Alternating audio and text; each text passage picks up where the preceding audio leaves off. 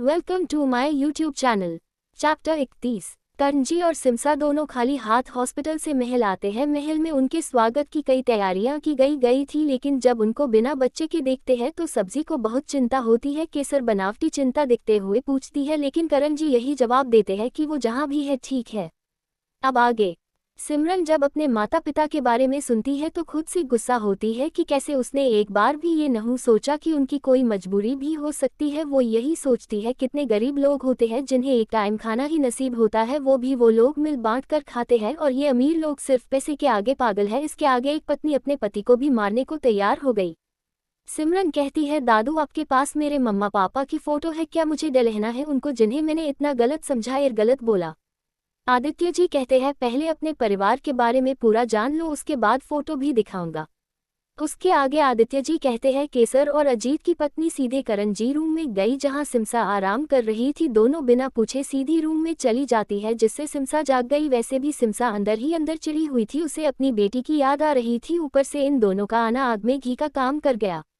सिमसा कहती है, रूपल शायद आप भूल रही, बिना आज्ञा लिए कोई भी हमारे रूम में आए हमें पसंद नहीं, आप अभी बाहर जाए। और केसर बाईसा आप भी।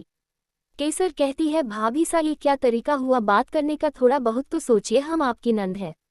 सिमसा कहती है, देखिए बाईसा अभी हम बहुत थके हुए हैं, इसलिए आप दोनों जाए। ऐसा कहकर अपने बैग के पास बटन प्रेस करती है, जिससे 2 सर्वेंट आ जाती है। सिमसा उन दोनों से कहती है, बाईसा और रूपल के ये से जाने के बाद आप दोनों ये दरवाजे के बाहर ही खड़ी रहेगी, राजा साहब के अलावा किसी को नहीं आने देगी, हम सो रहे हैं। ऐसा बोलकर वो सो जाती है। केसर और रूपल जो इतने जोश से आए थी, उन्हें चुपचाप वहां से जाना पड़ता है। करणजी अपने दोनों बेटों के रूम में जाते हैं। इस वक्त दोनों अपना होमवर्क कर रहे थे। दोनों बहुत ही सिंसियर और वेल डिसिप्लिन थे। बड़े बेटे समर सिंह सिसोदिया, उम्र -6 वर्ष। छोटे बेटे सिराज सिंह सिसोदिया, उम्र -4 वर्ष। करणजी दोनों के पास बैठते हैं, प्यार से समर के सर पर हाथ फेरते हैं। तभी सिराज, जो थोड़ा शैतान होता है, बोलता है, बाबा सा हमारी छोटी बहन महल में आ गई, क्या हमें उनसे मिलना है? समर भी कहते हैं, जी बाबा सा हमें कोई हॉस्पिटल भी नहीं लाया, अभी वे कहाँ मासा के पास है। करण की अब तक संभल चुके थे, वे बहुत प्यार से बोलते हैं, बच्चों आपकी बहन महल में नहीं है, उनकी तबीयत ठीक नहीं है, इसलिए उन्हें इलाज के लिए भेजा है, और आप दोनों को भी परसों अपनी स्टडी के लिए ये से बाहर जाना है, हम भी गए थे। दोनों बेटे अपने पिता के फैन थे तो आराम से माँ गए, लेकिन सिराज जो अपनी माँ का लाडला था वो कहता है, माँ कैसे रहेगी हमारे बिना? करण जी कहते हैं, उन्हें हम संभाल लेंगे, आप दोनों को परसों निकलना है, और ध्यान रहे ये बात महल में आप किसी से नहीं कहेंगे कि आप जाने वाले हैं, और जहाँ भी रहेंगे हमारे अलावा आप किसी से बात नहीं करेंगे। दोनों बच्चे आज्ञाकारी थे, बेहिचक मान गए। करण जी वह से सीधे अपने स्टडी रूम में चले जाते हैं और अपने असिस्टेंट, जो उनका दोस्त भी है, उनका राइट हैंड है, अमन को बुलाते हैं। अमन जब स्टडी रूम में आते हैं, करण जी उन्हें सारी बातें बताते हैं। अमन को गुस्सा तो बहुत आता है, लेकिन वो जानता है करण जी बहुत इंटेलिजेंट है, वो सब संभाल लेंगे। करण जी और अमन मिलकर डिसाइड करते हैं बच्चों को रोज स्टडी के लिए भेजने का, जहां उन्हें स्टडी के साथ साथ फाइटिंग से रिलेटेड सब कुछ सिखाने का। ऐसे ही 2 दिन भी निकल जाते हैं। इन 2 दिनों में दोनों बेटे सिमसा के पास उनके रूम में ही रहे। सिमसा ने ही उनकी पैकिंग करी और बड़े प्यार से अपना ध्यान रखने का कहा। जब रात को सब सो रहे थे तब 11 बजे दोनों बच्चों को अमन और बॉडीगार्ड के देखरेख में प्राइवेट जेट से रूस पहुंचा दिया गया। अमन वहां उनके रहने और पढ़ने का सब सेट कराते हैं। दूसरे दिन सुबह जब सभी को पता चलता है कि समर और विराज महल में नहीं है, तो सभी के पूछने पर करण जी कह देते हैं कि वो स्टडी के लिए महल से बाहर गए हैं। इसके आगे करण जी से किसी की हिम्मत नहीं थी पूछने की। अब केसर और रूपल को अपना प्लान फेल होता दिखता है, तो वो दोनों सोचती है सिमसा ही उन्हें इस बारे में जानकारी दे सकती है। अब हमें कुछ भी करके इन दोनों के बच्चों के बारे में पता लगाना पड़ेगा। सबसे पहले उस लड़की के बारे में को ही हमारे रास्ते की सबसे बड़ी रुकावट है। केसर और रूपल अब सिमसा को अपनी बातों में लेने की कोशिश करती है, लेकिन सिमसा बहुत होशियार थी, वो उन दोनों के इरादों से वाकिफ थी, उस पर उन दोनों की बातों का कोई असर नहीं होता। वो साफ साफ बोल देती है कि हमें कुछ मालूम नहीं और आपको ज़ायद जानकारी चाहिए तो अपने भाईसा से ले लीजिए। ऐसे ही दिन बीत रहे थे, कुछ मालूम ना होने पर दोनों बौखला जाती है और अब सोचती है क्यों ना सिमसा को ही चोट पहुंचाई जाए, जिससे करण अपने आप घायल हो जाएगा।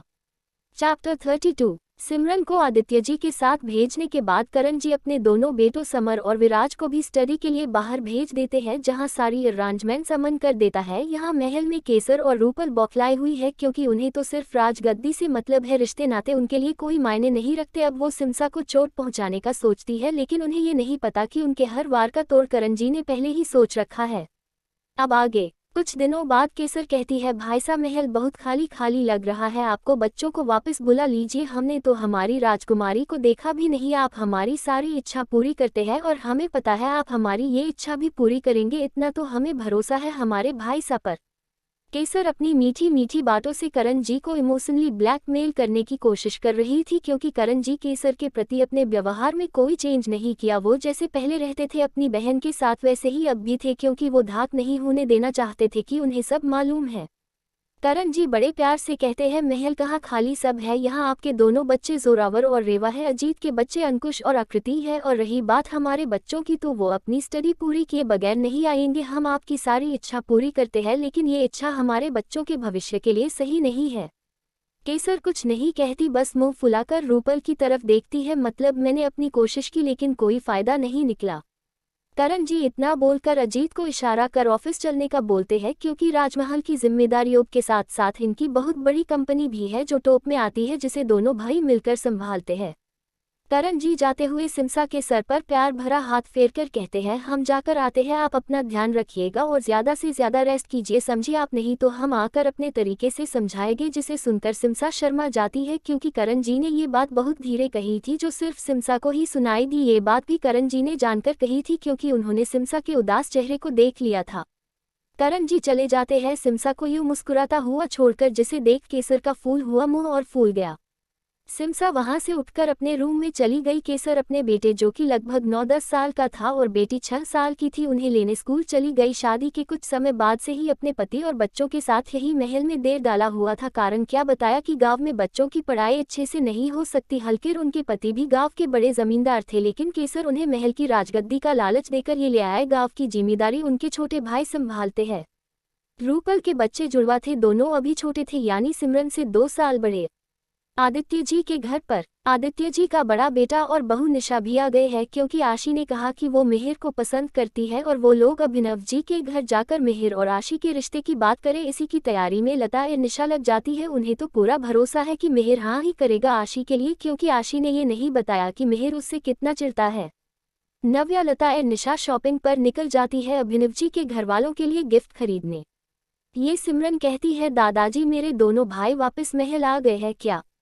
आदित्य जी कहते हैं, केसर और रूपल ना बहुत कोशिश की तुम तीनों बच्चों का पता लगाने की, लेकिन उन्हें असफलता ही हाथ लगी। फिर उन दोनों ने तुम्हारी मां को मारने की कोशिश की। सिमसा को एक बार सीढ़ियों पर तेल गिराकर उनका एक्सीडेंट करा दिया, जिसमें सिमसा को चोटें भी आए। 1-2 बार रसोई में जाकर के गर्म तेल उन पर गिराने की ट्राई की, तब सिमसा को ज्यादा नहीं लगी, लेकिन इन सब घटनाओं से करण जी समझ गए कि ये किसी की साजिश है।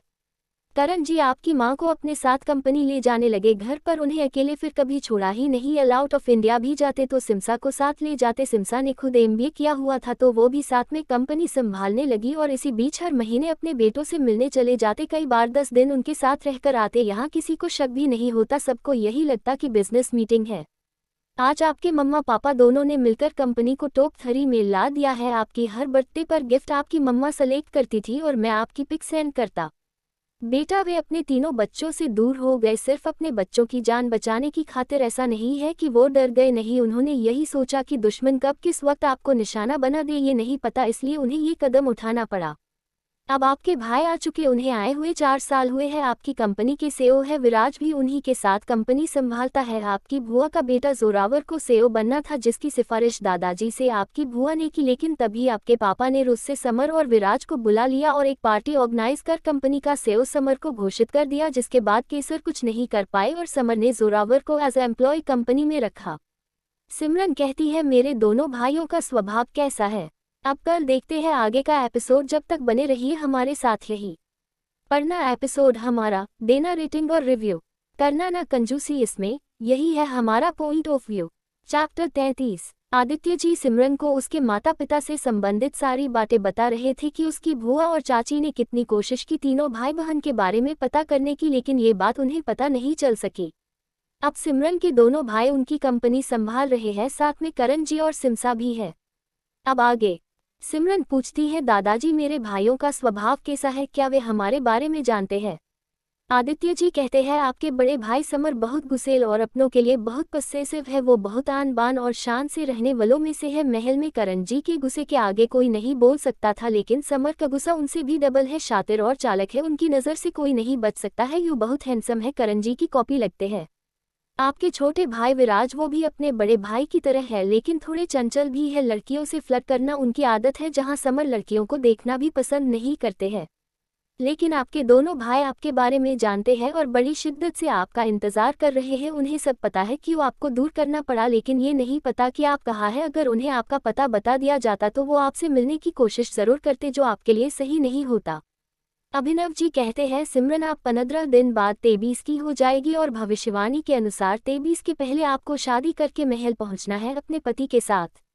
आदित्य जी कहते हैं, बेटा हमें माफ कर देना, हमें ये सारी बातें आपको पहले ही बता देनी चाहिए थी, लेकिन आपके पिता की आज्ञा नहीं थी। जब उन्होंने बताने का कहा तब हमने बता दिया। अब आपको आपका पूरा परिवार, आपके दादा दादी, माता पिता, भाई सभी मिलने वाले हैं। लेकिन बच्चे, अपने इस बूढ़े दादू को मत भूल जाना, तुझ में जान बढ़ती है मेरी। चाहे कोई खून का रिश्ता नहीं है हमारे बीच, लेकिन माँ का रिश्ता है।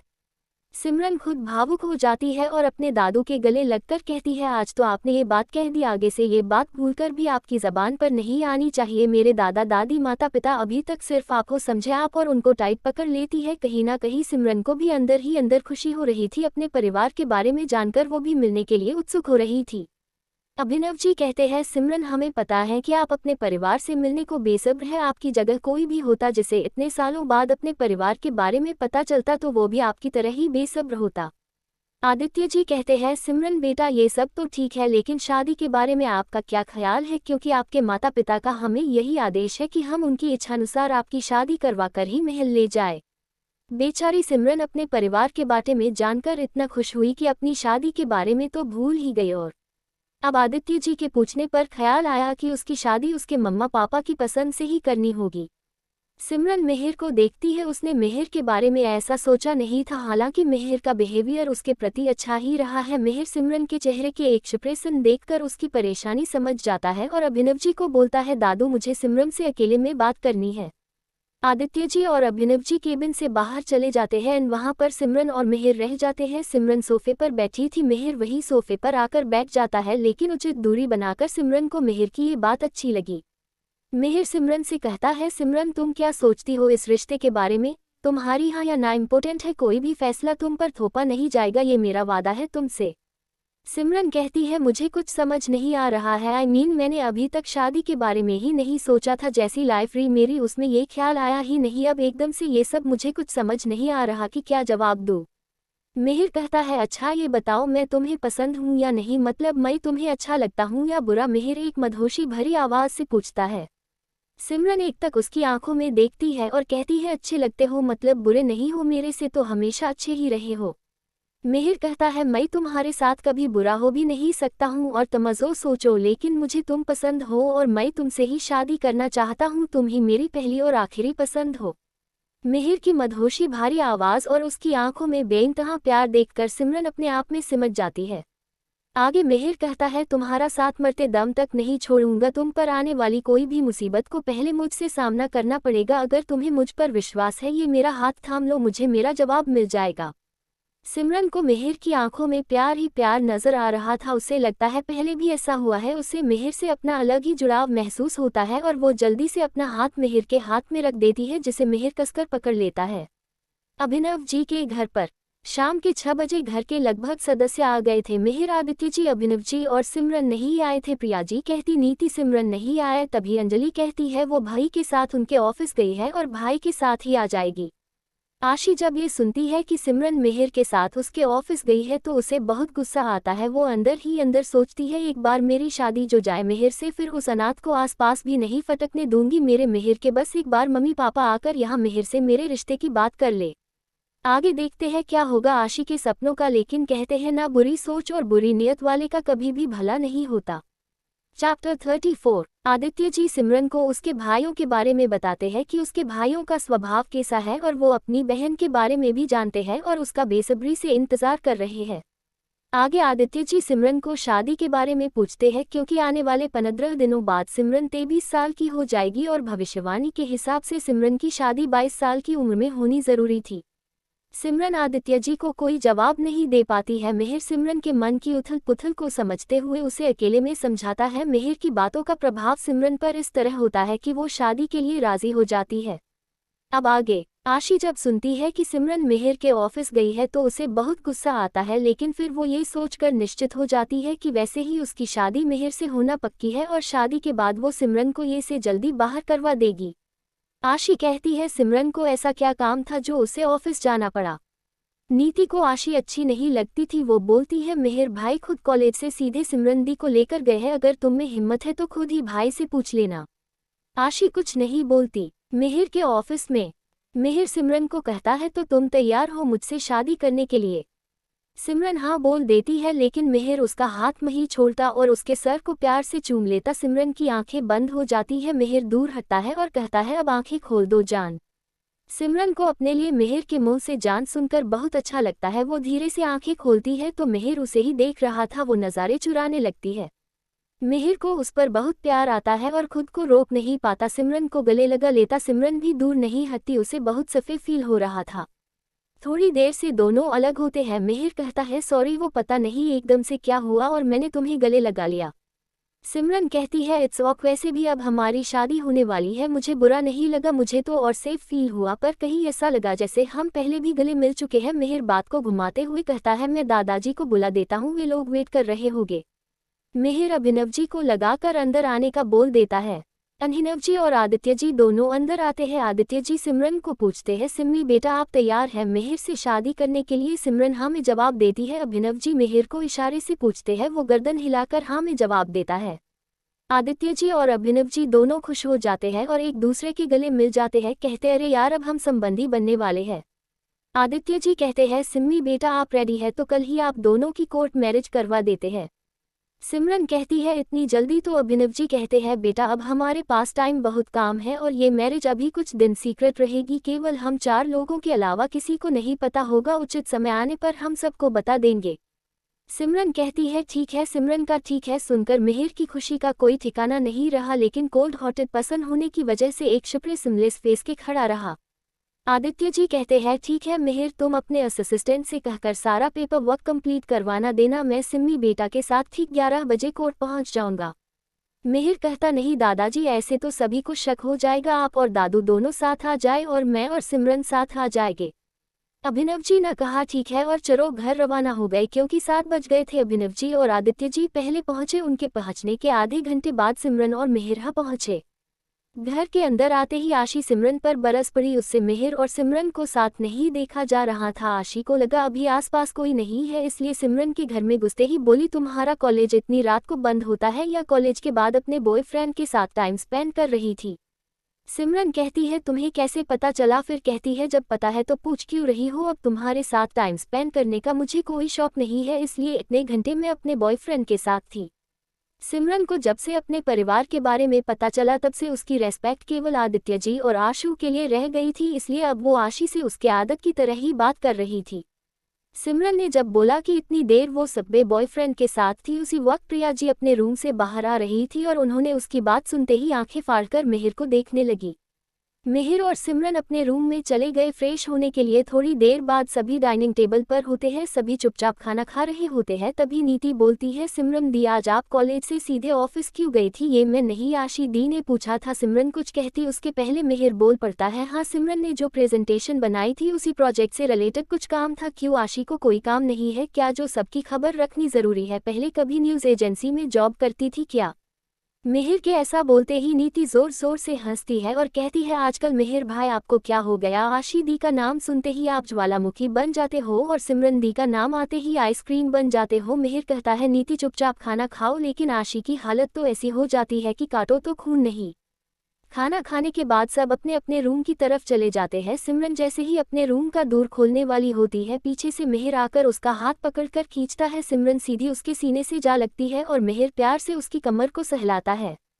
सिमरन हकलाते हुए आप क्या कर रहे हैं? मिहिर कहता है अपनी होने वाली बीवी को प्यार कर रहा हूँ। क्यों तुम्हें बुरा लग रहा है? कल होगा मिहिर और सिमरन की शादी, फिर शुरू होगा इनका हल्का फुल्का रोमांस। चैप्टर 35। आशी मिहिर से शादी के सपने देख रही है जो 100% टूटने वाले हैं। मिहिर सिमरन को शादी के लिए राजी कर लेता है और अपने प्यार की मोहर उसके सर पर लगा भी देता है। आदित्य जी अगले दिन शादी करने का बोल देते हैं। मिहिर और सिमरन दोनों रेडी हो जाते हैं, अगले दिन की पूरी प्लानिंग भी कर लेते हैं। अब कल क्या होता है देखते हैं। अब आगे। रात को डिनर करने के बाद सभी अपने अपने रूम में जाते हैं। सिमरन जैसे ही अपने रूम का दरवाज़ा खोलने वाली होती है, पीछे से मिहिर आकर उसका हाथ पकड़ उसे खींच लेता है। सिमरन उसके सीने से जा लगती है। सिमरन कहती है, ये आप क्या कर रहे हैं? मिहिर कहता है, अपने होने वाली बीवी को प्यार कर रहा हूँ। सिमरन को बहुत शर्म आ रही थी। वो मिहिर से कहती है, हमें नींद आ रही है, सुबह जल्दी भी उठना है।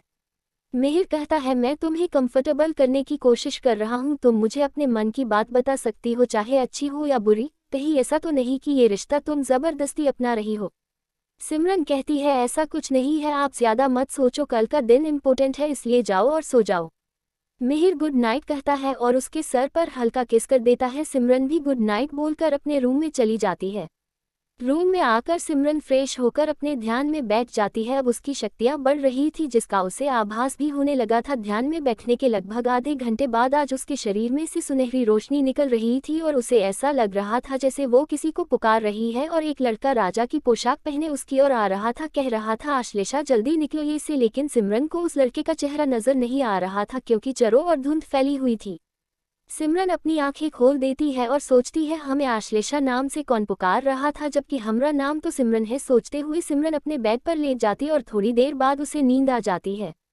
इधर मिहिर अपनी आंखें बंद करके बैठा था और सिमरन की सारी एक्टिविटी देख रहा था। वो बोलता है, महारानी अभी आप अपने सपनों में ही रहो, जिस दिन आपको सब याद आया मैं आपको अपने साथ अपने राज्य ले जाऊंगा। माँ और पिताजी तरस रहे हैं आपसे मिलने के लिए। और अपनी आंखें खोलकर बोलता है, तड़प बेचैनी अब सही नहीं जा रही, आप खुद को भी याद नहीं आ रही, सालों बीत गए जुड़ा हुए हमें, कल आप मिल जाएगी हमें, अब ना दूर जाने दगा ना ही मरने दूंगा, आंख जिसने भी उठाए आपकी ओर, तोड़ दूंगा उसकी सांसों की डोर। ऐसा कहकर अपने हाथ से सीने को मसलने लगता है। तब मिहिर कोई और ही लग रहा था, उसकी आंखों में सिमरन को पाने का जुनून नजर आ रहा था। ऐसा लग रहा था जैसे किसी ने उन दोनों को अलग करने का सोचा भी तो वो उसको मौत के घाट उतारते टाइम नहीं लगाएगा। ऐसे ही सुबह हो जाती है। मिहिर तो पूरी रात नहीं सोया, वैसे भी वो काम ही सोता था, ज्यादातर अपने ऑफिस का काम ही करता रहता था।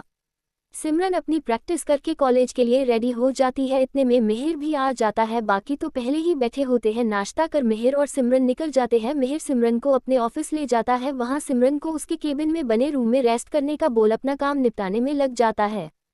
थोड़ी देर बाद मिहिर एक पैकेट लेकर रूम में जाता और सिमरन को देकर कहता है, ये पहन कर रेडी हो जाओ।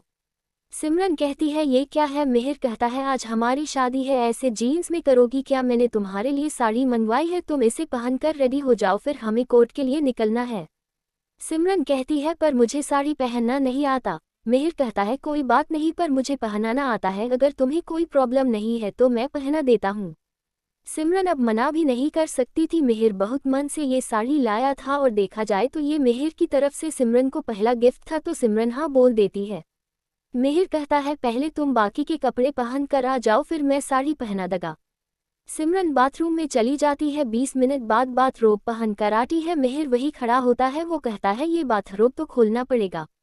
मिहिर उसका बाथरोब हटाकर उसके ऊपर वाले पोर्शन पर टोवेल डाल देता है, फिर साड़ी पहनाने लगता है। मिहिर की उंगलियां जैसे जैसे सिमरन की कमर को छू रही थी वैसे वैसे वो अपने आप में सिमट रही थी। मिहिर सिमरन की ऐसी हरकत पर मुस्कुराता है, साड़ी पहनाकर पिन लगा देता है। राशि अपने आप को आईने में देखती है। इतने में मिहिर साड़ी के मैचिंग लाल चूड़ियां सिमरन के हाथों में पहना देता है। सिमरन कहती है, अब मैं कर लगी। सिमरन पूरी रेडी हो जाती है। वो एक नई नवेली दुल्हन लग रही थी। मिहिर तो उसे देखता ही रह जाता है। सिमरन उसके पास आकर कहती है, चले। तब वो अपने होश में आता है और कहता है, लुकिंग ब्यूटीफुल। सिमरन मुस्कुरा देती है। मिहिर उसका हाथ पकड़कर ऑफिस से बाहर आता है। मिहिर अपनी पर्सनल लिफ्ट से आता, जिससे किसी को पता नहीं चलता। मिहिर सिमरन कोर्ट पहुंचते हैं, जहां आदित्य जी और अभिनव जी उनका वेट कर रहे होते हैं। सिमरन को ऐसे तैयार देख आदित्य जी की आंखें नाम हो जाती है। जो सिमरन देख लेती है वो कहती है, दादू क्या हुआ, हम अच्छे नहीं लग रहे हैं क्या? आदित्य जी कहते हैं, आज आप बहुत सुंदर लग रही है। इतने में मिहिर का असिस्टेंट आता है और कहता है, अंदर चले। चैप्टर 36। मिहिर सिमरन को अपने प्यार का एहसास करता है। वैसे मिहिर को सिमरन से पहली नज़र वाला प्यार हुआ था। सिमरन के जन्म की हकीकत का तो उसे बाद में पता चली। सिमरन मिहिर के साथ उसके ऑफिस जाती है और वहीं से तैयार होकर मिहिर के साथ कोर्ट पहुंचती है। आदित्य जी और अभिनव जी पहले से आए हुए खड़े थे। अब आगे मिहिर का असिस्टेंट उन्हें अंदर चलने का बोलता है। चारों जने अंदर चले जाते हैं जहां एक वकील था और इनका असिस्टेंट। वकील सिमरन और मिहिर को साइन करने का बोलता है। पहले मिहिर खुशी खुशी साइन करता है, फिर पेन सिमरन को पकड़ाता है। सिमरन एक नज़र अपने दादाजी को देखती है जो पलके झपकाकर उसे हाँ का इशारा करते हैं। सिमरन भी साइन कर देती है। गवाह के रूप में आदित्य जी सिमरन की ओर से व मिहिर की ओर से अभिनव जी साइन कर देते हैं। वकील दोनों को शादी की बधाई देता है। इतने में असिस्टेंट अपने हाथ में 2 माला लेकर आता है। एक माला मिहिर को और एक सिमरन को देता है। तभी आदित्य जी कहते हैं अब आप दोनों एक दूसरे को वरमाला पहनाएं। सिमरन पहले मिहिर को माला पहनाती है। मिहिर सर झुकाकर माला पहन लेता है। अभिनव जी कहते हैं ये तो अभी से बीवी का गुलाम हो गया। तभी मिहिर कहता है दादू आप पर गया हूँ, जिस पर आदित्य जी ठहाका मारकर हंसते हैं। सिमरन भी मुस्कुरा देती है। मिहिर घर में सबसे ज्यादा बात सिर्फ अपने दादू से ही करता था। अभिनव जी कहते हैं बरखुरदार अपनी पत्नी को भी तो वरमाला पहनाए। मिहिर सिमरन को वरमाला पहनाता है। अभिनव जी सिंदूर की डिब्बी मिहिर के आगे करते हुए सिमरन की मांग भरने का इशारा करते हैं। मिहिर सिंदूर सिमरन की मांग में भर देता है। सिमरन की आंखें बंद हो जाती है। उसे उस वक्त अपने पेरेंट्स की याद आ रही थी। उसे शादी से कोई प्रॉब्लम नहीं थी क्योंकि वो एक संस्कारी लड़की थी। वो शादी अपने बड़ों की पसंद से ही करना चाहती थी और मिहिर को तो उसके माता पिता ने पसंद किया था, बस वो पूरे रीति रिवाज से शादी करना चाहती थी। फिर असिस्टेंट मिहिर को एक बॉक्स देता है। मिहिर जब बॉक्स खोलता है उसमें डायमंड का एक मंगलसूत्र होता है जिसमें पेंडेंट की जगह बहुत ही स्टाइल से एम्स लिखा हुआ था। उस मंगलसूत्र की कीमत ही करोड़ों में थी। मिहिर सिमरन को मंगलसूत्र पहना देता है और धीरे से उसके कान में कहता है जाने से कभी अपने से अलग मत करना। असिस्टेंट मिहिर को मैरिज सर्टिफिकेट दे देता है। आदित्य जी और अभिनव जी दोनों बाहर निकल जाते हैं। मिहिर कहता है चले मिसेस सिमरन मिहिर गुप्ता। सिमरन के गाल शर्म से लाल हो जाते हैं। मिहिर उसका हाथ पकड़कर बाहर ले आता है और कहता है दादू आप वापस घर चले जाए, सिमरन को मैं छोड़ दूंगा। आदित्य जी कहते हैं लेकिन सिममी बेटा आप इन कपड़ों में घर मत आना, आपको तो पता ही है अभी हमें इस शादी को सीक्रेट रखना है। मिहिर कहता है जी दादू। अभिनव जी और आदित्य जी घर चले जाते हैं और मिहिर सिमरन को लेकर ऑफिस चला जाता है। इधर आदित्य जी के घर आशी के माता पिता अभिनव जी के घर रिश्ता ले जाने की बात कर रहे थे। तभी लता बोलती है दीदी पहले पापा जी को इन्फॉर्म कर दे, क्या बाद में पता चला तो वो हमें ही सुनाएंगे, कहीं ऐसा ना हो कि वो ही इस रिश्ते के लिए मना कर दे। निशा कहती है नहीं अभी पापा जी को बोल दिया तो अभी मना कर देंगे और अगर वहाँ रिश्ता तय हो गया तो वो कुछ नहीं कर पाएंगे। लता कहती है ठीक है दीदी कल चले, कल संडे है तो मिहिर भी घर पर ही होगा और अपनी आशी भी तो वही है, अगर रिश्ता पक्का हो गया तो कच्चा दस्तूर भी करके आएंगे। निशा तो कच्चा दस्तूर सुनकर ही खुश हो जाती है और कहती हाँ लता कल ही चलते हैं और उनके जो गिफ्ट्स लाए हैं वो भी ले लेंगे और साथ में दस्तूर के लिए सामान भी। कैसे मूर्ख लोग हैं, जिसकी शादी हो गई है उसके लिए दस्तूर का सामान ले जा रहे हैं, वहां जाकर जब ना में जवाब मिलेगा तब कैसा हाल होगा इनका, देखने में बहुत मजा आएगा। इधर ऑफिस पहुंचते ही सिमरन मिहिर को कहती है मैं ड्रेस चेंज कर लेती हूँ। मिहिर कहता है रुको। सिमरन कहती है कुछ काम है आपको। मिहिर कहता है हाँ बहुत ज़रूरी काम है, यहाँ आओ। सिमरन मिहिर के पास जाती है। मिहिर अपने मोबाइल से दोनों की सेल्फी लेता है, फिर काउच पर सिमरन को अपने पास बैठाकर 3-4 सेल्फी लेता है। सिमरन कहती है ये क्या कर रहे हैं आप, ये ज़रूरी काम था। मिहिर कहता है हाँ मेरे पास मेरी शादी की और मेरी वाइफ की फ़ोटो भी तो होनी चाहिए, ये ज़रूरी काम नहीं है क्या, और तुमने कौन सा ज़रूरी काम सोचा। सिमरन कहती है मैंने सोचा कोई ज़रूरी बात करनी होगी। सिमरन अभी तक मिहिर से बात करने में हिचकिचाती है और ये बात मिहिर समझ रहा था। वो सिमरन का हाथ पकड़कर उसके एकदम पास बैठ जाता है। सिमरन थोड़ा दूर होने की कोशिश करती है लेकिन मिहिर एक हाथ से उसकी कमर पकड़ लेता है।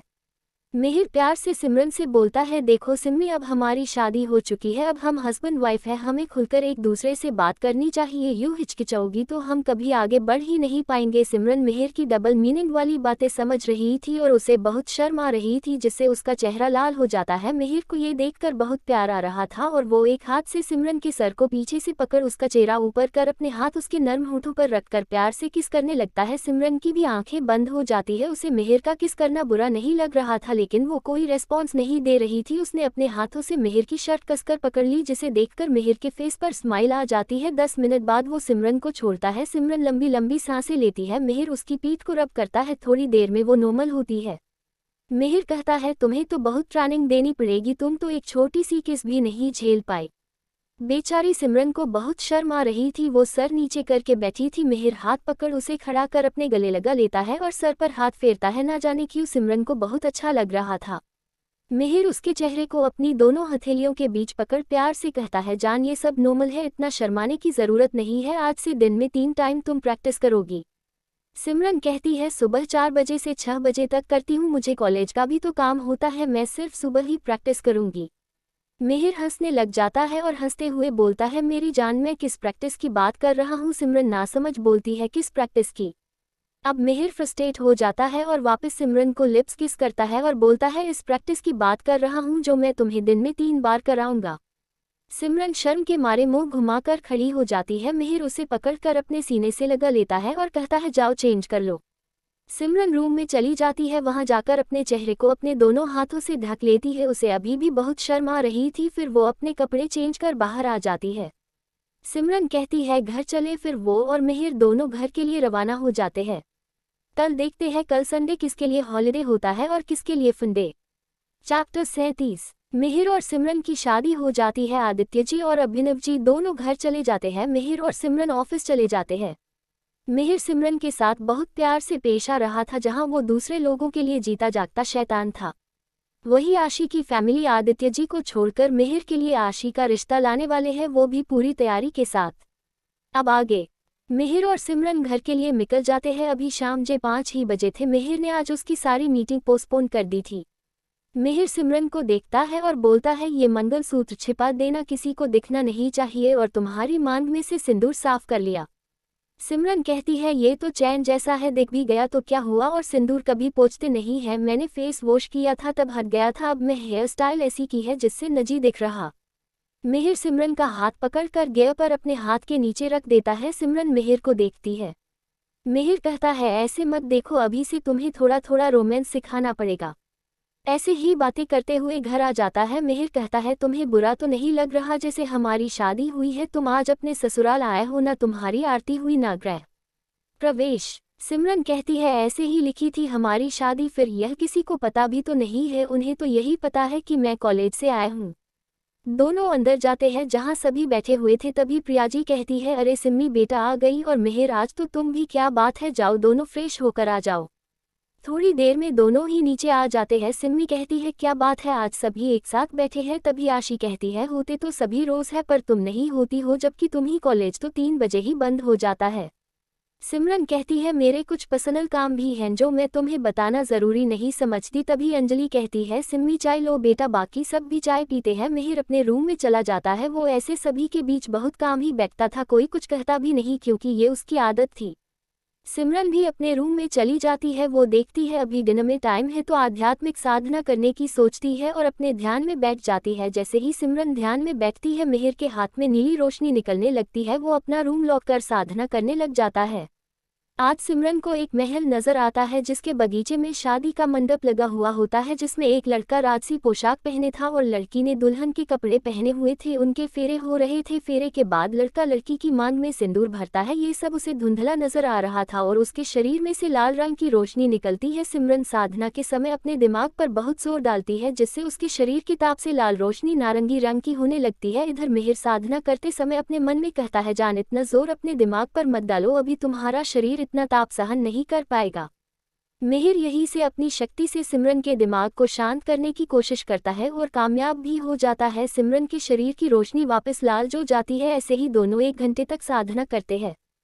फिर डिनर करके वापस अपने रूम में आ जाते हैं। थोड़ी देर बाद मिहिर सिमरन के रूम का दरवाज़ा नॉक करता है। सिमरन उस वक्त नहाकर बाहर आई थी, उसके बालों से पानी टपक रहा था। वो दरवाज़ा खोलती है। मिहिर तो उसे देखता ही रह जाता है। वो एकदम खिले गुलाब की तरह लग रही थी। मिहिर के मुंह से निकलता है, ब्यूटीफुल। सिमरन कहती है, कुछ कहा आपने? मिहिर सिर्फ हमें जवाब देता है, फिर कहता है, अगर तुम्हें नींद नहीं आ रही है तो थोड़ी देर बाहर बैठे। सिमरन मना नहीं करती, क्योंकि उसने शादी के समय ही सोच लिया था कि वी इस शादी को पूरे तन मन से अपनाएगी, चाहे अभी किसी को पता नहीं है, लेकिन अकेले में भी अपने पति की बात को मानेगी। दोनों बाहर बालकनी में लगे सोफे पर बैठ जाते हैं, लेकिन होती दोनों के बीच खामोशी। उसे तोड़ते हुए मिहिर कहता है, कल कहीं चलोगी मेरे साथ? कल तो संडे भी है, अगर तुम फ्री हो तो। सिमरन कहती है, कहाँ चलना है? मिहिर कहता है, सरप्राइज है। सिमरन आसमान को देखते हुए कहती है, कल के पहले मैं सोचती थी कि मैं एक अनाथ हूँ, मेरे पेरेंट्स जीवित है या भी नहीं, अगर वो इस दुनिया में नूई है तो तारे बन गए होंगे। मैं इन तारों के बीच ही उन्हें ढूंढा करती थी और अपनी सारी शिकायतें कहती थी, लेकिन कल और आज में पूरी जिंदगी ही बदल गई। कल मेरे नाम के साथ शेखावत सरनेम जुड़ा और आज वो भी बदल गया। तभी मिहिर कहता है, आज तुम सिमरन मिहिर गुप्ता बन गई हो, तुम्हारे नाम के साथ मेरा नाम भी जुड़ गया है, अब हम दोनों की किस्मत एक हो गई है, ये सारी नियति है जो पहले से निर्धारित है। मिहिर सिमरन को अपने पास खींचकर उसका सर अपने कंधे पर रख लेता है, उसके बलों में अपनी उंगलियां घुमाता है, कहता है, अब कुछ मत सोचो, मैं हूं सोचने और करने के लिए तुम्हारे साथ। सिमरन थोड़ी देर में सो जाती है। मिहिर ब्राइडल स्टाइल में उसे गोद में उठाकर उसके रूम में ले जाकर सुलाकर उसके सर पर किस करके उसे ब्लैंकेट से कवर कर देता है और कहता, जल्द ही हम अपने राज्य चलेंगे मेरी महारानी, और अपने रूम में जाकर सो जाता है। सुबह सिमरन अपनी प्रैक्टिस कर अपने रूम में फ्रेश हो नीचे किचन में आ जाती है। आज संडे है तो उसने सभी के लिए नाश्ता बनाने लगी। थोड़ी देर बाद सभी डाइनिंग टेबल पर बैठे थे। सिमरन फ्रेश होकर डाइनिंग एरिया में आ जाती है। आज तो आशी भी थी क्योंकि उसे पता था कि आज उसके पेरेंट्स आएंगे। तभी नीति कहती है, आते आशी दी, आज आप जल्दी कैसे जाग गई, आज कुछ स्पेशल है क्या? आशी कहती है, अरे नहीं, मैं तो ऐसे ही आज जल्दी नींद उड़ गई। तभी अभिनव जी कहते हैं, सिम्मी बेटा आज नाश्ता आपने बनाया है? नीति कहती है, हर संडे को नाश्ता सिम्मी दी ही बनाती है। अभिनव जी कहते हैं, आज तुमने ये जो मूंग की दाल का हलवा बाहर टेस्टी बनाया है, इसी बात पर ये मेरी तरफ से गिफ्ट लो बेटा। सिमरन मना करती है लेकिन आदित्य जी कहते हैं, ले लो बेटा, मेरा यार इतने मन से दे रहा है। सिमरन ले लेती है। अंजलि जी कहती, ओपन करो सिम्मी, हमें भी तो बताओ क्या है। सिमरन गिफ्ट ओपन करती है, उसमें सुंदर सी कंगन की जोड़ी थी। वाह, ये कितने सुंदर है दादू, आप मेरे लिए नहीं लाए? नीति बोली। आदित्य जी बोले, आपके लिए भी ला देंगे, अब खुश। सभी को सिमरन का गिफ्ट बहुत पसंद आता है। आशी सोचती है, इस घर होने वाली बहू तो मैं हूँ और गिफ्ट इस अनाथ को मिल रहे हैं। नाश्ता करने के बाद सिमरन अपने रूम में जाती है, लेकिन वो अंदर जा पाती उसके पहले मिहिर उसे हाथ पकड़कर अपने रूम में ले जाता है, उसे काउच पर बैठाता है और अपनी जेब में से एक बॉक्स निकलता है जिसमें बहुत ही सुंदर रिंग थी। मिहिर सिमरन को वो रिंग पहनाकर कहता है, ये तुम्हारी शादी के बाद पहली रसोई का गिफ्ट, और उसके लिप्स पर किस कर लेता है। अब सिमरन को भी ये सब अच्छा लगने लगा था। दोनों थोड़ी देर यही पास बैठे रहते हैं। अभिनव जी के रूम में अभिनव जी कहते हैं, तुमने करण जी को सिम्मी की शादी की फोटोज भेज दी? आदित्य जी कहते हैं, मैंने फोटोज भी भेज दी और मैरिज सर्टिफिकेट की पिक भी सेंड कर दी। वो बहुत खुश हुए मिहिर के साथ सिमरन को देखकर, उन्हें ऐसा ही दामाद चाहिए था।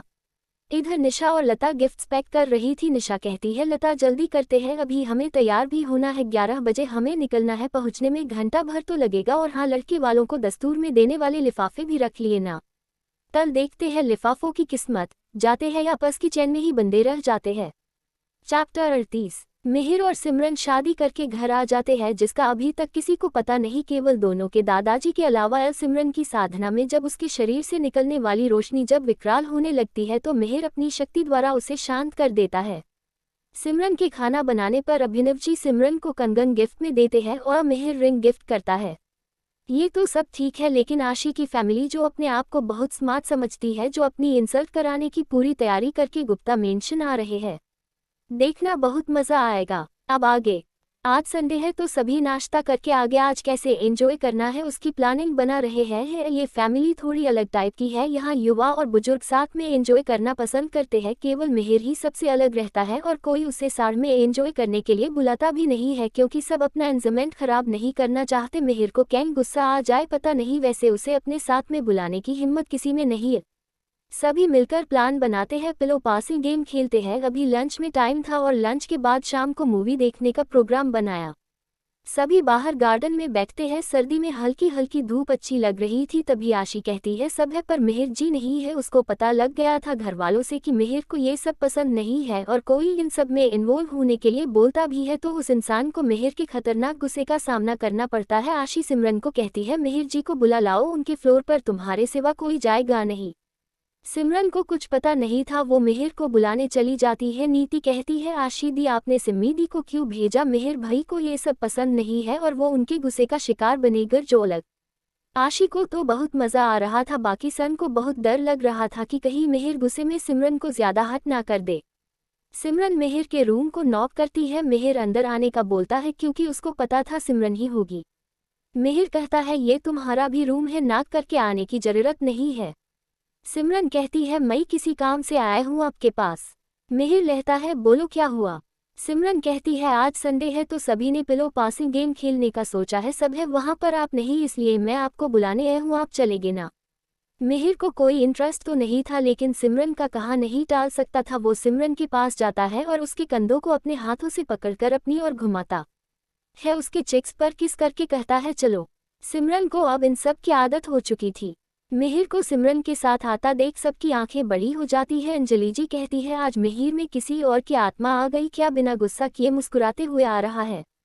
मिहिर चलते हुए सिमरन से कहता है मेरे पास बैठोगी तुम। सिमरन कहती ऐसे कैसे सबके सामने बैठ सकती हूँ। मिहिर कहता है अगर नहीं बैठी तो सबके सामने उठाकर पास बैठा देगा। सिमरन कहती है पहके मैं बस जाऊंगी, आप आकर मेरे पास बैठ जाना। मिहिर कहता है ठीक है। दोनों सबके बीच चले जाते हैं। आशी तो घूर कर सिमरन को ही देख रही थी। सिमरन जाकर नीति के पास बैठ जाती है। मिहिर खड़ा ही था कि आशी बोलती है मिहिर जी आप यहाँ आकर बैठ जाओ, लेकिन मिहिर नीति को उसकी जगह से थोड़ा खिसका कर सिमरन के पास बैठ जाता है। सब आंखें फाड़ फाड़ कर देखते हैं। मिहिर कहता है आपका देखना पूरा हो गया हो तो गेम स्टार्ट करे। उनके घर का पुराना सर्वेंट जिसे काका कहते हैं उन्होंने म्यूजिक ऑन ऑफ करने का जिम्मा लिया। म्यूजिक स्टार्ट होता है, पिलो पास करते हैं। जैसे ही म्यूजिक बंद होता है पिलो प्रिया जी के पास होता है, उन्हें गाना गाने का बोलते हैं। ऐसे ही गेम चलता है। अब की बार पिलो मिहिर और सिमरन दोनों के हाथ में पिलो होता है। मिष्टी और निखिल कहते हैं अब आप दोनों को मिलकर कुछ करना होगा। तभी नीति कहती है मिहिर भाई गाना बहुत अच्छा गाते हैं और सिमरन गिटार बजाएगी। मिहिर गाना गाता है हम दिल दे चुके सनम तेरे हो गए हैं हम तेरी कसम। मिहिर पूरा गाना सिमरन को देखकर गाता है जिसे प्रिया जी नोटिस कर रही थी। ऐसे ही लंच टाइम हो जाता है। आशी बार बार गाते की तरफ देखती है। मिष्टी कुछ बोलने वाली होती तभी दोकर अंदर आती है। आगे वाली कार में से वेदांत और निशा निकलते हैं, पीछे वाली कार में से विजय, निशा और नव्या निकलते हैं। अभिनव जी, करुणा जी, बाकी सभी सदस्य उनका स्वागत करते हैं। अशी भागकर निशा के गले लग जाती है। सभी अंदर हॉल में आते हैं। आदित्य जी वेदांत से कहते हैं ऐसे तुम सब अचानक आए। वेदांत कहता है हाँ पापा आपको सरप्राइज देना चाहते थे। करुणा जी और प्रिया जी सभी को लंच करने का कहती है। सभी हाथ मुंह धोकर लॉन्च करने बैठते हैं। सिमरन आती है जब तक आशी मिहिर के पास बैठ जाती है। मिहिर धीरे से आशी से बोलता है तुम ये क्यों बैठी, यह सिमरन बैठेगी। आशी कहती है अब मैं बैठ गई हूँ, कल नहीं बैठूंगी। प्रिया जी निशा से कहती है अच्छा हुआ आप लोग आ गए, बहुत दिन हो गए मिले हुए।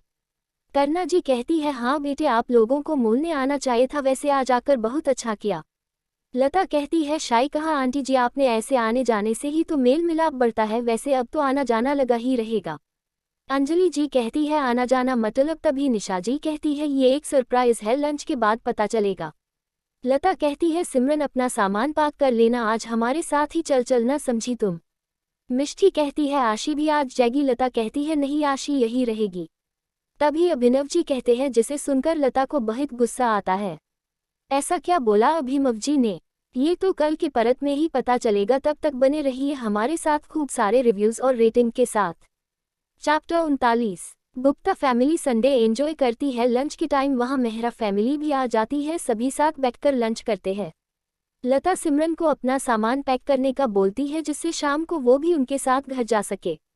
अब आगे, लेकिन तभी अभिनव जी कहते हैं क्यों, घर पर काम वाली बाई की जरूरत है क्या, बाकी सिमरन को तुम साथ क्यों ले जाती। लता कहती है ऐसा नहीं है, वो तो बहुत दिन हो गए यहाँ, तो सोचा घर ले चलूं। अभिनव जी कहते हैं सिमरन यही रहेगी, उसे तुम नहीं ले जा सकती हो तो सिमरन का नाम भी मत लेना। निशा धीरे से लता से कहती है एक बार आशी का रिश्ता हो जाए फिर आशी ही इसे धक्के मारकर बाहर निकालेगी। लंच के बाद सभी डाइनिंग एरिया से जगह हॉल में आते हैं। अब गेस्ट्स आए हुए तो अपने रूम में रेस्ट करने तो जा नहीं सकते। मिष्टी नीति से कहती है यार हमारी मूवी भी रह गई। सभी बैठे होते हैं तभी वेदांत जी कहते हैं वैसे आज हम सब यहाँ एक इम्पोर्टेंट बात करने आए हैं। आदित्य जी कहते हैं वेदांत ऐसी क्या बात है, तुमने मुझे भी नहीं बताई। निशा करुणा जी से हाथ जोड़कर कहती है आंटी जी हम यहाँ मिहिर बेटा के लिए हमारी आशी का रिश्ता लेकर आए हैं। आशी मिहिर को बहुत पसंद करती है तो हमने सोचा मिहिर और आशी का रिश्ता पक्का कर दे और लगे हाथ ही कच्चा दस्तूर भी कर ही दे। आदित्य जी कहते हैं बहू इस बारे में आप लोगों ने हमसे बात करना भी जरूरी नहीं समझा, और तुम दस्तूर की भी तैयारी करके आए हो, जैसे मिहिर को भी आशी पसंद है या नहीं ये जाने बिना। लता कहती है आशी ने कहा है कि मिहिर भी उसको पसंद करता है। जैसे ही लता ने ये बात कही सिमरन जो मिहिर के पास बैठी थी मिहिर की तरफ देखती है। मिहिर आंखों से ही मना करता है। करुणा जी कहती है अगर लड़का लड़की राजी है तो हमें क्या आपत्ति। आशी बैठी बैठी शर्माती है और तिरछी नज़र से मिहिर को देखती है। अभिनव जी कहते हैं, आशी बेटा, आपको मिहिर ने कहा ऐसा कि वो आपको पसंद करता है? आशी कहती है, ऐसा तो नहीं कहा, लेकिन उनके व्यवहार और आंखों से लगता है, लेकिन मैं तो पसंद करती हूँ। अब मिहिर सुनकर परेशान हो गया, उसका गुस्सा उसके कंट्रोल में नहीं रहा और वो बोलता है, पसंद तो मुझे बहुत सी लड़कियां करती है, मैं क्या सबसे शादी कर लूं? निखिल और नेरी से हंसी कंट्रोल नहीं होती और वो जोर जोर से हंसने लगते हैं। मिहिर तेज आवाज में कहता है, साइलेंस नीति, और निखिल चुप हो जाते हैं। आगे मिहिर कहता है, और ये किसने कह दिया कि मुझे आशी पसंद है? मुझे आशी बिल्कुल भी पसंद नहीं है, इसलिए ये गलतफहमी जिनके भी दिमाग में है वो निकल दे। प्रियाजी कहती है, बेटा अब तो तुम्हारी शादी की उम्र है और आशी अच्छी लड़की है। मिहिर कहता है, मुझे कोई और लड़की पसंद है। ये बातें चल ही रही थी कि बॉडीगार्ड आता है और अभिनव जी से कहता है, सर कोई हरीश नाम का लड़का आया है जो लज्जी को अपनी बुआ बोल रहा है। लता कहती है, अरे हाँ, मेरे भाई का बेटा है, उसे अंदर भेज दीजिए।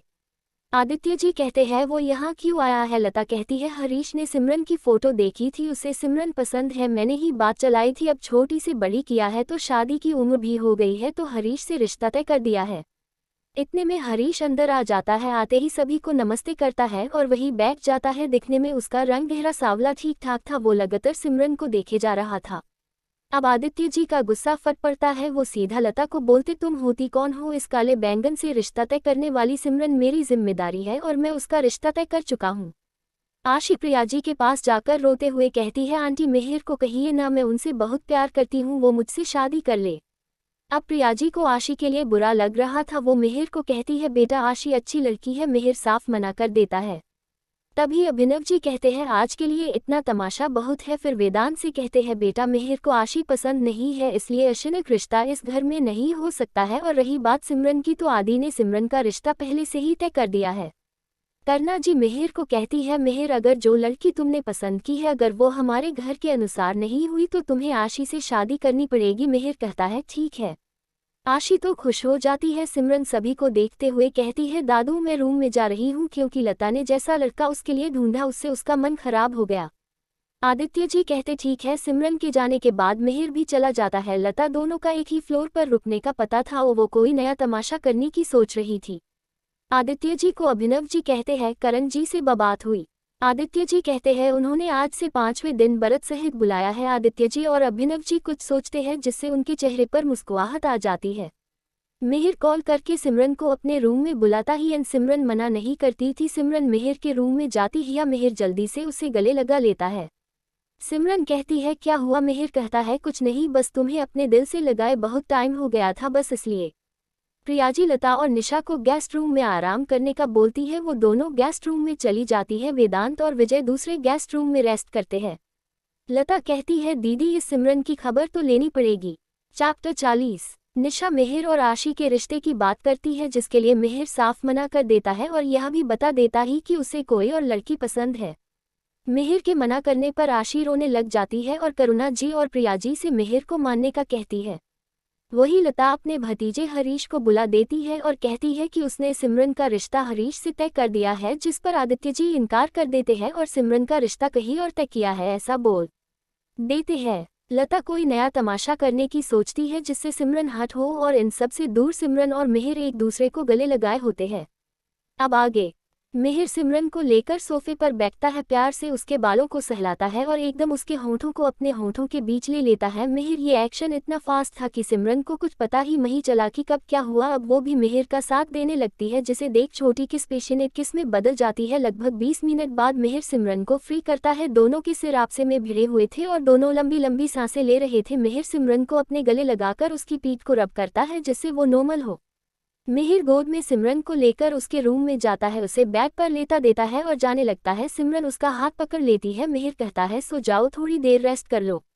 सिमरन कहती है, आप ही यही बैठ जाए। मिहिर उसके पास बैठकर उसके सर पर थपकी देता है जिससे उसे नींद आ जाती है। वही बैठ मिहिर माँ में कहता है, जान आगे भी ऐसे ही सुलाऊंगा, फर्क बस इतना होगा तब तुम मेरी बाहों में होगी। प्यार से उसके सिर पर किस करके चला जाता है। इधर नीचे लता और निशा के साथ आशी और नव्या भी होती है। लता कहती है, दीदी मिहिर के फ्लोर पर सिमरन को रहना अलाउ है, लेकिन घर के किसी भी मेंबर का जाना अलाउड नहीं। ऊपर दोनों कुछ करते होगे तो भी किसी को कुछ पता ही चलता होगा। आशी कहती है वो मिहिर जी को अभिनव अंकल ने कहा है और मिहिर जी अपने दादाजी की बात को नहीं टालते, इसलिए सिमरन की बच्ची उस फ्लोर पर रहती है। लता कहती है वैसे हम तो यहाँ अभी गेस्ट है तो हमें तो पता ही नहीं कि उस फ्लोर पर नहीं जाना है, हम घर देखने के बहाने उस फ्लोर पर चले जाएंगे, देखे तो सही ऊपर क्या चल रहा है। नव्या कहती है हाँ मोम ये ठीक, चलो हम दोनों चलते हैं, लेकिन उन दोनों को नहीं पता कि उनके साथ क्या होगा, चलो हम भी देखते हैं। अभी सभी अपने अपने रूम में थे तो किसी को पता नहीं चला और दोनों माँ बेटी घर देखते देखते मिहिर के फ्लोर पर पहुंच जाती है। घर में मिहिर का फ्लोर सबसे बड़ा था। मिहिर के रूम तक पहुंचने के लिए पहले 2 बड़े दरवाजे थे, उन दोनों दरवाजों पर 5-5 बॉडीगार्ड्स तैनात थे। दोनों माँ बेटी जैसे ही पहले दरवाजे पर पहुंचती है वो लोग उन दोनों को रोक देते हैं। लता कहती है मैं सिमरन की चाची हूँ और सिमरन ने ही मुझे यहाँ बुलाया है, तुम हमें ऐसे रोक नहीं सकते। मिहिर जो अपने रूम में लैपटॉप पर अपने ऑफिस का काम कर रहा था, उसे पता चल जाता है कि उसके फ्लोर पर कोई आया है, क्योंकि उसने अपने पूरे फ्लोर को अपनी शक्तियों से बांध रखा था। मिहिर वहां आ जाता है जहां लता तमाशा कर रही थी। बॉडीगार्ड अपनी गन उन दोनों पर तानकर बोलते हैं अगर आप दोनों नहीं माने तो ये गन आप पर चल भी सामंती है। दोनों डर जाती है पर अपने डर को छुपाते हुए नव्या कहती है ऐसे कैसे चल जाएगी। तभी मिहिर को वह देख लता नाटक करते हुए बोलती है देखो मिहिर बेटा ये लोग हमारे साथ कैसा बिहेव कर रहे हैं। मिहिर कहता है आप दोनों यहाँ क्या कर रही है, आपको इस वक्त नीचे होना चाहिए, अभी आप दोनों नीचे चली जाए। आता कहती है मुझे सिमरन से कुछ ज़रूरी काम है, मेरा उससे मिलना ज़रूरी है तो मुझे उसके रूम में जाने दो। मिहिर कहता है सिमरन अभी सो रही है, जब नीचे आएगी तब बात कसर लेना, इस फ्लोर पर कोई अलाउड नहीं है। और बॉडीगार्ड को कहता है अगर ये नहीं माने तो ये गन चला देना, धरती पर वो बोझ काम हो जाएगी। ऐसा बोलकर चला जाता है। बॉडीगार्ड उन दोनों से कहता है नीचे जा रही हो या सीधे ऊपर जाने का प्लान है। दोनों डर कर नीचे चली जाती है। मिहिर रूम में आकर एक पेंटिंग को देखते हुए कहता है सालों बाद मिली है हमारी जान, अभी तक नहीं रही हमें पहचान, इंतजार करते कितने सावन तरसे, तेरी राह तकते मेरे नैना बरसे, जान अब भी जाओ पहचान, तुम्हारे इंतजार में निकल रही है हमारी जान। ये कहते कश्ते मिहिर की आंख से आंसू की एक बूंद गिर जाती है। वेदांत अपने पापा के पास जाकर कहता है पापा अब हम जाए। अभिनव जी कहते हैं डिनर करके जाना, वो कहता है ठीक है, उसे गुस्सा तो बहुत आ रहा था मिहिर की वजह से। वेदांत के जाने के बाद अभिनव जी कहते हैं आदि अब आगे कैसे करना है, 5 दिन बाद हमें उदयपुर जाना होगा। आदित्य जी कहते हैं अभी मैंने सब सोच लिया है, पर पहले तुम्हारे घरवालों को मिहिर और सिमरन की शादी के बारे में बताना पड़ेगा, क्योंकि वो लग मेरे घरवालों की तरह नहीं है। वी तो आशी के लिए तैयार हो गए तो मुझे लगता है सिमरन के बारे में सुनकर वो लोग खुशी होंगे। अभिनव जी कहते हैं सही कहा आदि, मैं आज ही सभी को शादी के बारे में बता दूंगा, मुझे विश्वास है वो खुशी होंगे। कल देखिए क्या होता है। जान अभिनव जी की फैमिली को पता चलेगा जिस लड़के की शादी के पीछे पड़े थे वो तो शादी करके दुल्हन भी ला चुका है। Thanks for watching our, subscribe and comments.